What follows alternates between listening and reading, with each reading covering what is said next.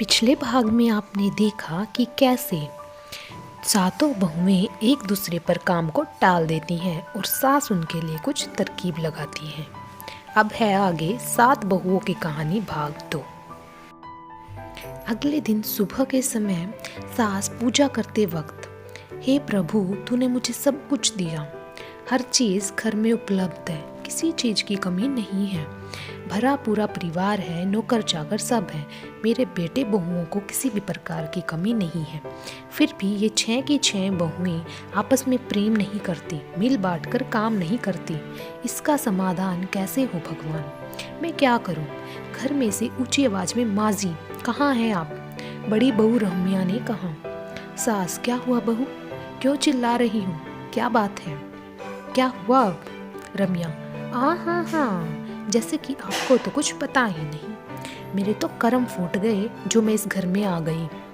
मैंने और मेरे परिवार वालों ने तो ये सोचा था कि चलो हमारी बेटी बड़े घर में जा रही है, नौकर चाकर हैं, इसे वहाँ कोई काम नहीं रहेगा, बड़े ही मान सम्मान से सुख से रहेगी, हमारी बेटी रानी बन के रहेगी।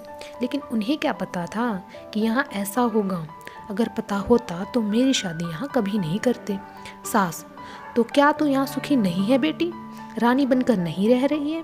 अरे किस बात की कमी है तुझे बता, मैं उसे पूरा करूँगी। क्या कष्ट है तुझे बता? रम्या चिल्लाते हुए, रानी नहीं नौकरानी बन गई हूँ मैं यहाँ आके। मेरे माता पिता ने मुझे किस नरक में छोड़ गए। आपके बेटों का अलग से सुनूं, उनका काम करूं, घर का सारा काम मैं करूं और सब के सब बैठ के मजा करें।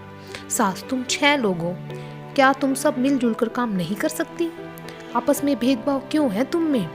तुम में एक दूसरे का हाथ बटाना चाहिए, तो तुम सब आपस में लड़ रही हो। क्या यही सीख मिली है तुम सबको? रम्या, आप तो सिर्फ मुझे ही कहती हैं और किसी को क्यों नहीं कहती? क्या मैंने ठेका ले रखा है इस घर का सारा काम करने का? मैं कुछ नहीं करूँगी, समझ लो आप। इतना कह के रम्या वहाँ से चली जाती है। सास चिंता में पड़ जाती है, कहती है क्या करूँ मैं, कैसे इस घर का भाग्य उदय होगा? कुछ समय बाद अचानक 6 बहुओं में झगड़ा होने लगता है। रम्या, मैं नहीं करूँगी, तुमको करना हो तो करो, मैं नहीं करने जाऊँगी। मैंने पहले ही कहा था मैं नहीं करूँगी, मेरी तबीयत सही नहीं है। वैसे भी इस घर की मैं बड़ी बहू हूँ, तुम सब मुझसे छोटी हो, इसलिए तुम्हें मुझसे काम तो करवाना ही नहीं चाहिए। वैशाली, क्यों नहीं करोगी? बड़ी हो तो क्या हुआ? तुम सिर्फ झूठ मूठ का बहाना बना के बीमारी का बैठ जाती हो, माँ जी से कह के, और दूसरे के ऊपर ठोस देती हो पूरा काम। आखिर में तुम भी तो इसी घर की बहू हो। सुमन, दीदी तुम भी कुछ कम नहीं हो, तुम कौन सा अपना काम समझ के खुद करने लगती हो? जब घर का काम देखोगे तो तुम्हें अपने बच्चे का काम आ जाता है, फिर आप भी तो घर का काम भूल जाती हो। 6 बहुएं आपस में लड़ रही थी। तू मैं चल ही रहा था कि इतने में जोर जोर से आती आवाज को सुनकर सास वहाँ घबराहट में आ जाती है। सास, क्या बात है, तुम सब आपस में क्यों लड़ रही हो? बहुएं एक साथ कहती हैं, माँ जी ये अपना अपना काम नहीं कर रही हैं, मेरे ऊपर सारा काम दे रही हैं और मुझे ही उपदेश दे रही हैं कि तुम छोटी हो, तुम करो, ये तुम्हारा फर्ज है। क्या ये इनका फर्ज नहीं है? सास क्रोध में, तुम सब अपने अपने मन की हो गई हो, तुम सबको जितनी सुविधा दे उतना कम है। क्या कमी है तुम सबको? जो कुछ भी करोगी अपने अपने पति और बेटों के लिए ही तो करोगी। अगर तुम लोग मुझे और अपने ससुर जी के लिए लड़ रही हो तो मैं हाथ जोड़ती हूँ कि मैं अपना काम कर लूँगी। सारे बहुओं ने कहा, नहीं आपके लिए नहीं लड़ रही हैं। फिर क्यों आपस में लड़ती हो तुम सब? बस अब बहुत हो चुका, अब मैं तुम सबका शिकायत तुम्हारे ससुर जी से करूँगी। वो अपने 7 बेटों को बुला के फैसला करें कि इस समस्या का समाधान कैसे हो। तुम सब मिलकर उनकी बनाई समाज को सिर्फ अपने अपने मेहनत से बचने के लिए सारी इज्जत माटी में मिला दोगी। इससे ज़्यादा अब मैं बर्दाश्त नहीं कर सकती, मुझ में और क्षमता नहीं है।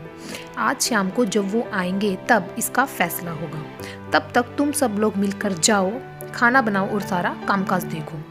और मैं एक पैसे का भी झगड़ा झंझट नहीं चाहती, और अगर झगड़ा करना हो तो अभी बता दो, मैं खुद जाके बना दूंगी। सारी बहुएं एक होकर के अपने अपने कामों में व्यस्त हो जाती हैं और वहाँ से चली जाती हैं। शाम को जब सब बहुएं रसोई घर से आती हैं तब रम्या अगर ये बात सातों भाइयों को पता चला तो बहुत ही गड़बड़ी हो जाएगी। ये तो बहुत ही क्रोधित हो जाएंगे। वैशाली, अरे इनको तो कैसे भी बुला फसला देंगे, लेकिन पापा जी को कैसे मनाएंगे? सुमन, हाँ दीदी आपने सही कहा। अगर पिताजी को पता चला तब तो तहलका मच जाएगा, वो तो जीने नहीं देंगे। ज्योति, चौथे बेटे की पत्नी, आप सब सही कह रही हो। और छोटे देवर जी नीलकंठ तो बहुत ही क्रोध वाले हैं, वो तो तुरंत हमारे घर पर सूचना दे देंगे। सभी ने योजना बनाई कि चलो माँ जी के पास चलकर हम उन्हें बताने से मना करते हैं, और सब माँ जी के पास जाने लगती हैं।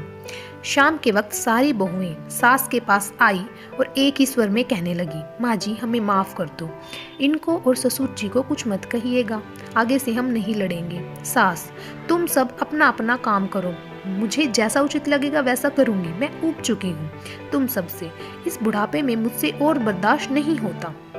इतना कहकर सास वहाँ से चली जाती है। अब आगे क्या होगा? क्या सेठ जी को इसके बारे में बताया जाएगा या सेठानी जी ही इसका फैसला करेंगे? अगर सेठ जी को इसका खबर हुआ तो वो कैसा फैसला लेंगे? हम फिर मिलेंगे अगले भाग में, तब तक आप हमें बताइएगा कि आगे क्या हो सकता है।